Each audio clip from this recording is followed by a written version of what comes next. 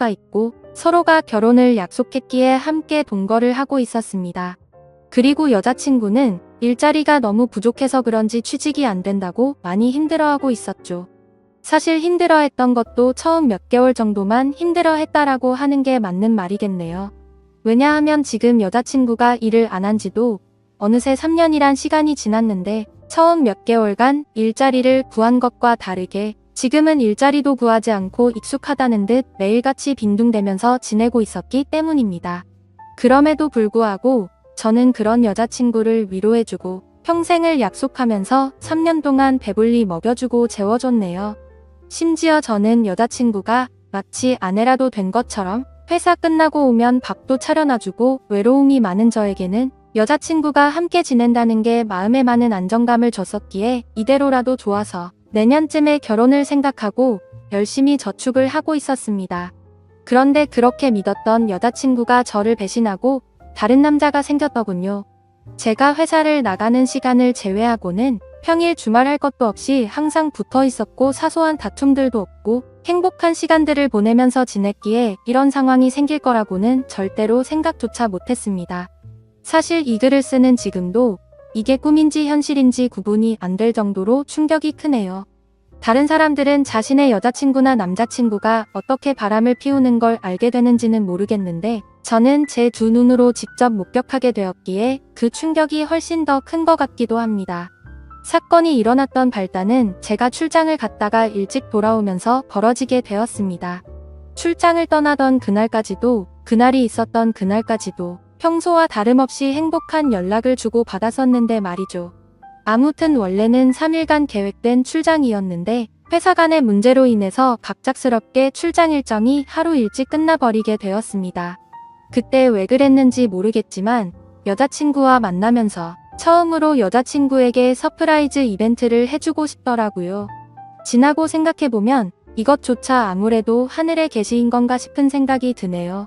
저는 태생부터 무뚝뚝한 남자였기 때문에 이런 서프라이즈 이벤트라고는 생각조차 해본 적이 없었는데 저도 모르게 갑자기 그런 걸 해야겠다고 생각한 걸 돌이켜 생각해보면 소름이 돋더라고요.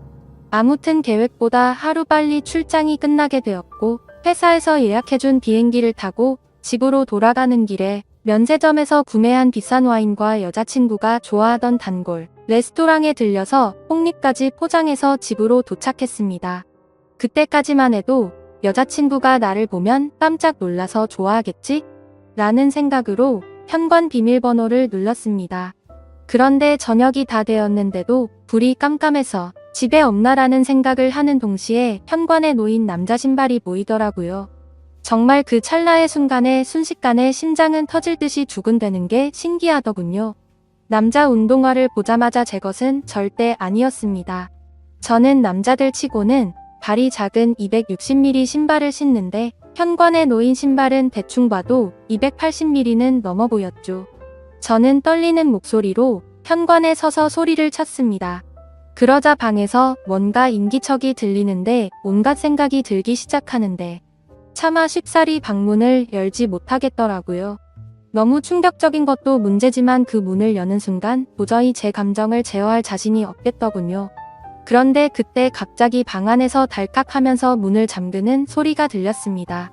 너무 열이 받아서 조용한 목소리로 방문을 열라고 하는데 여자친구는 지금 자다 일어나서 몰골이 엉망이라며 말을 돌리더군요. 자기 출장이 내일까지로 알고 있었는데 갑자기 어떻게 오늘 온 거야?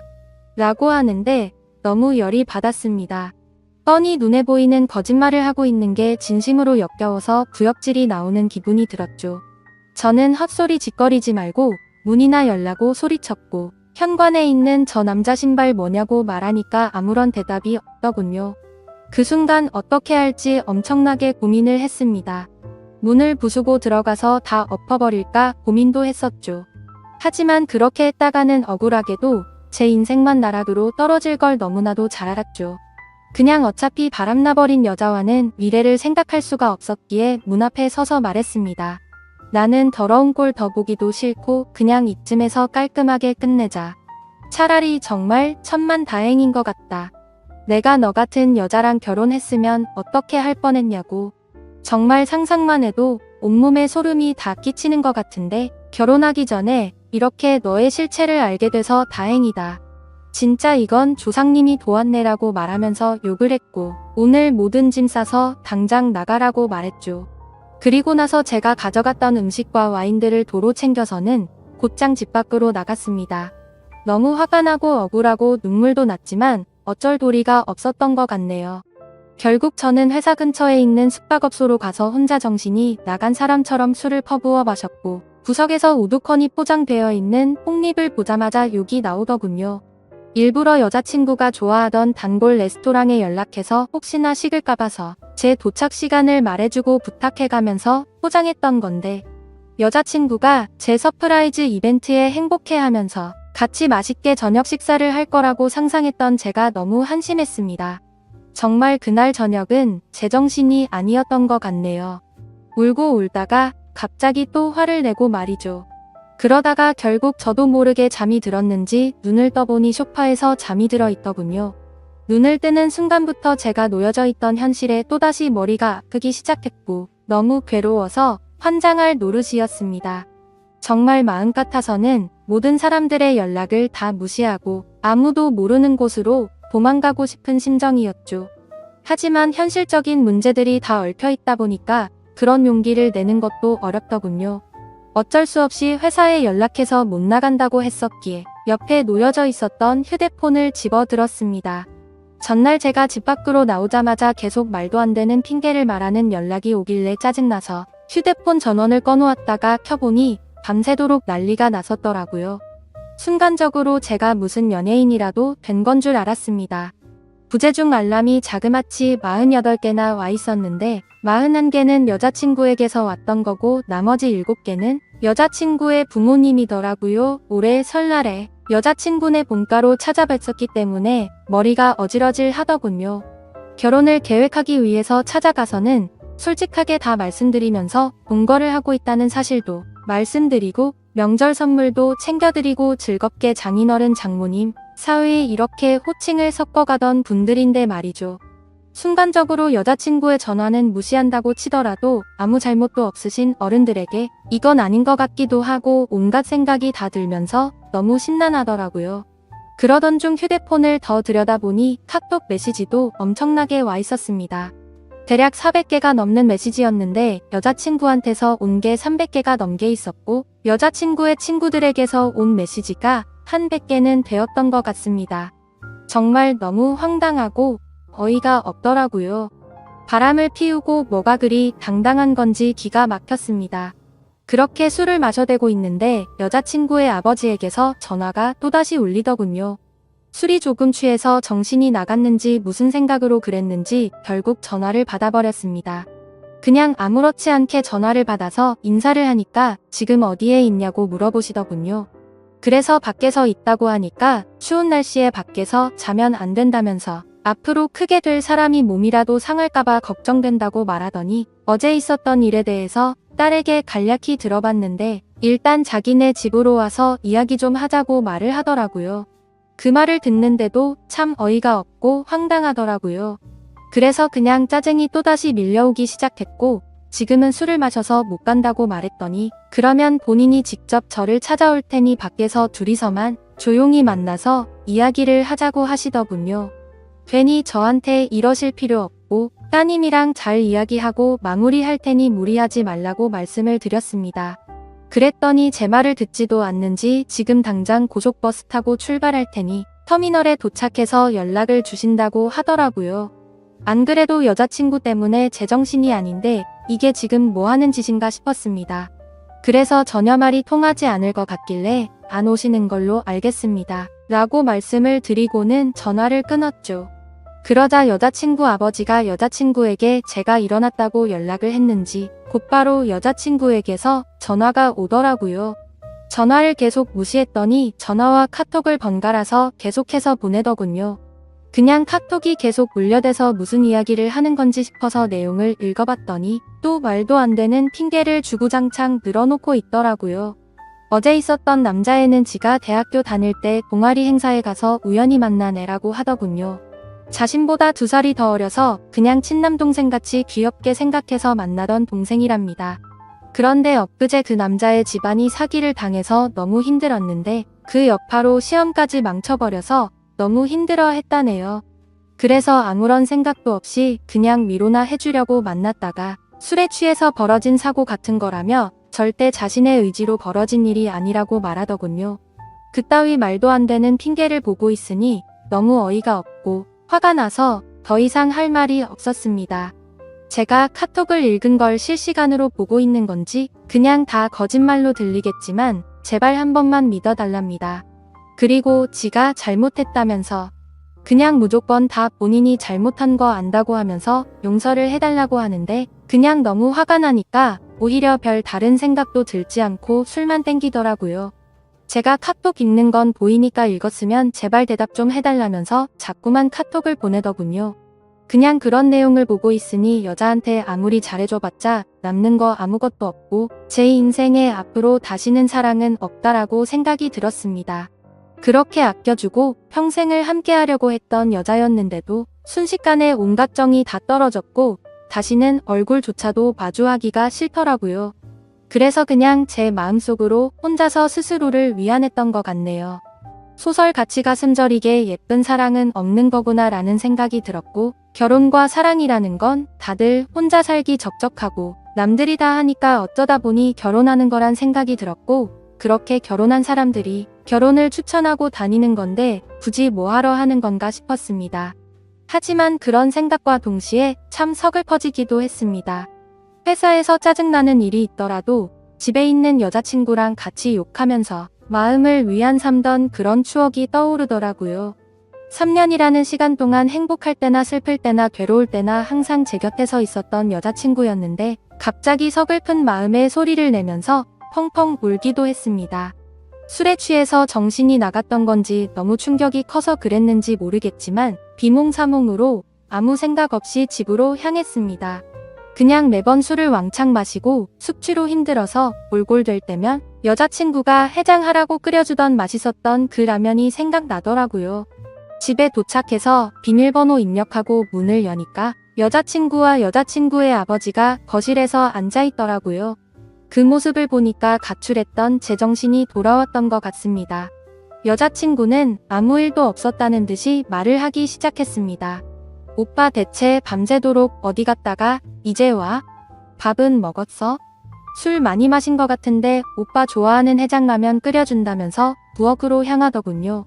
여자친구 아버지는 가만히 지켜보더니 저에게 잠깐 앉아서 이야기 좀 하자고 하는데 별다른 생각이 없었습니다. 그냥 정확히 그때 드는 생각은 이 사람은 도대체 뭔데 여기에 와 있는 건지 아는 생각이 들더라고요. 그냥 대답도 하지 않은 채 주변을 천천히 둘러보는데 사방에 온통 여자친구의 물건들만 보이더군요. 제가 피땀 흘려서 구입한 제 집인데 말이죠. 그리고 여자친구의 물건들도 모두 다 제 돈으로 샀던 거였으니 여지껏 뭘 했던 건가 싶었습니다. 그냥 저는 아무런 대꾸도 하지 않고 여자친구의 짐들을 하나하나 들어서 대문 밖으로 옮기기 시작했습니다. 그러자 부엌에 있던 여자친구는 도대체 뭐 하는 거냐며 달려와서는 제발 이러지 말고 이야기부터 하자면서 제가 내다 놓은 물건들을 다시 들여오고 있더라고요.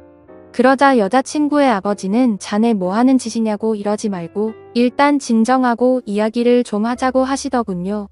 그냥 다 무시하고 계속 물건들을 나르니까 여자친구는 사태의 심각을 이제야 알았던 건지 그제서야 어떻게 하냐면서 펑펑 울면서 오빠 미안해 진짜 미안해 이러더라고요. 그러자 여자친구 아버지는 울고 있는 딸에게 다가가서 너는 가만히 있으라고 자기가 이야기한다고 쓸데없는 참견을 계속 하셨습니다. 그때부터는 그 상황에 짜증이 더 나기 시작했고 여자친구가 들여놓은 물건들을 대문 밖으로 집어던지기 시작했습니다. 옷장 속에 있던 옷부터 시작해서 베란다에 걸린 속옷이며 화장품 그리고 가구 카메라 할 것 없이 부서지던지 말던지 라는 생각으로 모조리 다 대문 밖으로 집어던졌습니다.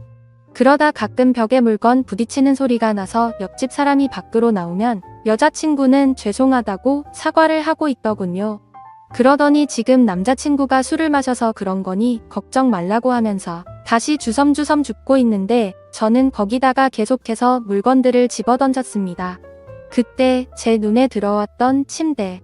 여자친구와 같이 누워서 TV도 보고 베란다 밖으로 보이는 밤하늘을 보면서 나누었던 대화들도 생각나고 참 이것저것 사연이 가득히 담겨있던 침대인데 이제는 그냥 어제 봤던 충격적인 일이 생각나서 도저히 꼴도 보기 싫더라고요.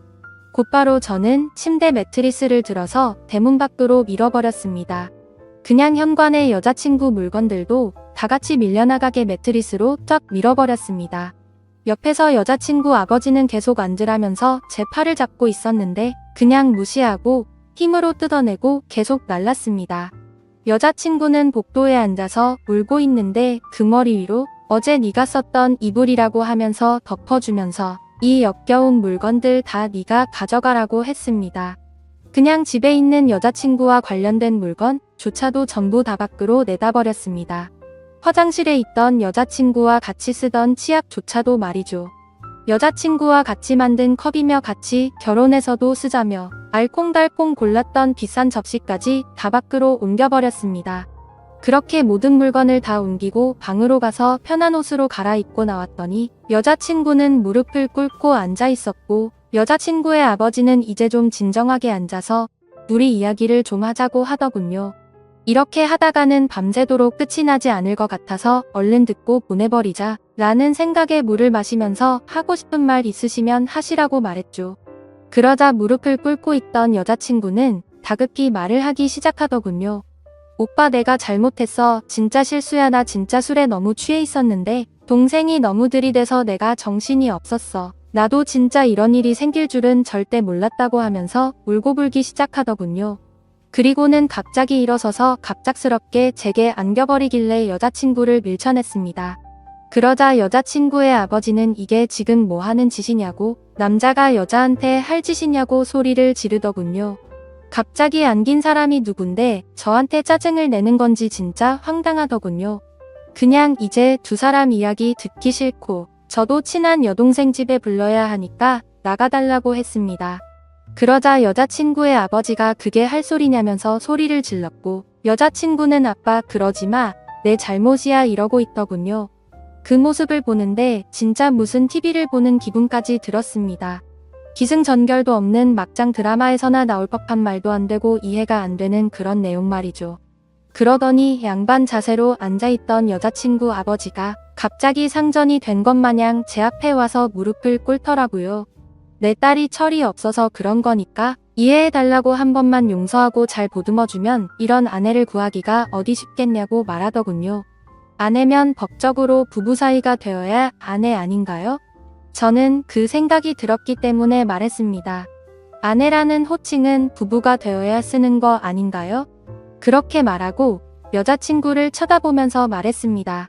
근데 너랑 나랑 결혼한 사이였어? 그냥 서로 편하게 지내려고 같이 사는 사이 아니었냐고 말했죠. 그러다 여자친구는 말했습니다. 오빠 진짜 무섭게 왜 그러는 거야? 내가 정말 잘못했어. 다시는 이런 일 없을 테고 내가 더 잘할게. 나 못 믿겠으면 휴대폰 비밀번호고 뭐고 전부 다 알려주고 전화번호부에 있는 남자 번호는 전부 다 지울게 등등 어쩌고 저쩌고 하는데 시끄럽게 들리기만 할 뿐이었죠. 그러더니 여자친구 아버지는 이 정도 화냈으면 된 것 같으니 저에게 그만하라 하더군요. 딸애가 이렇게까지 반성하고 있고 사람이 누구나 살다 보면 실수하는 게 하나쯤은 있는 거랍니다. 제가 많이 슬프겠지만 자기 딸이 이런 실수를 해서 자신도 슬프다고 말하더군요. 친아들처럼 생각하고 좋은 사람이라 생각했는데 이렇게 좋은 관계 끊지 말자고 하는데 정말 대단하다 싶었고 도저히 할 말이 없었습니다. 그때 갑자기 그 남자놈이 생각이 났습니다. 그래서 여자친구한테 휴대폰을 달라고 하니까 덥석 주더라고요. 비밀번호 묻지도 않았는데 알려주었고 이름은 물어볼 필요도 없더군요. 카톡창을 보니까 즐겨찾기에 되어 있더라고요. 전화번호를 눌러서 전화를 걸었고 휴대폰을 뒤에 가져다 대니까 오빠 뭐하냐고 누구한테 전화 거냐면서 일어나려고 하더라고요. 그 모습에 너무 화가 나서 소리를 질렀더니 곧장 다시 자리에 앉더군요. 그리고 나서 그 남자놈이 전화를 받았고 받자마자 하는 소리가 가관이더군요. 누나 어떻게 됐어? 걔가 뭐래? 별것도 아닌 게 겁주고 있으면 내가 당장 갈까? 이러더라고요. 저는 그 말에 너무 화가 나서 빨리 와서 짐 들고 꺼지라고 말했고 이제 전부 다 네 짐이야 하고는 끊어버렸습니다. 그러자 여자친구는 오빠 왜 그러냐면서 그 동생 정신이 나간 애라서 건들면 위험하답니다. 이게 앞뒤가 맞겠습니까? 카톡은 즐겨찾기 되어 있고 그놈이랑 바람까지 필 때는 언제고 정신 나간 사람이라니 어이가 없더군요. 그러자 이놈한테서 다시 전화가 오길래 받았습니다. 그러자 제가 누나 술 너무 많이 먹여서 그렇게 된 건데 정말 오해를 시켜드렸다면 죄송하다면서 다시는 누나한테 접근도 안 하고 보더라도 아는 체도 안 한답니다. 그런데 딱 봐도 이쯤 되면 제가 아무리 호구라도 느껴졌습니다. 이게 여자친구가 시킨 거라는 게 뻔히 보이는데 이러고 있는 게 너무 한심하더라고요. 그래서 저는 아무렇지 않은 척 말했습니다. 아냐 형이 고맙다. 너 아니었으면 이런 여자랑 결혼할 뻔했네. 네가 남자 인생 하나 살린 건데 뭐가 죄송해. 그런데 다시는 형 눈앞에 띄지는 마라. 그리고 서울권에 취직할 생각도 버리고 이 근방에서 놀지도 말고 그냥 다시는 형 인생에 나타나지만 않으면 된다. 그러자 전화기 너머로 소리를 지르고 욕을 하는 게 방이 조용하니까 선명하게 다 들리더군요. 야 어디서 더러운 입으로 욕하냐. 피해자인 나도 욕 안 하고 좋게 좋게 이야기하는데 말야.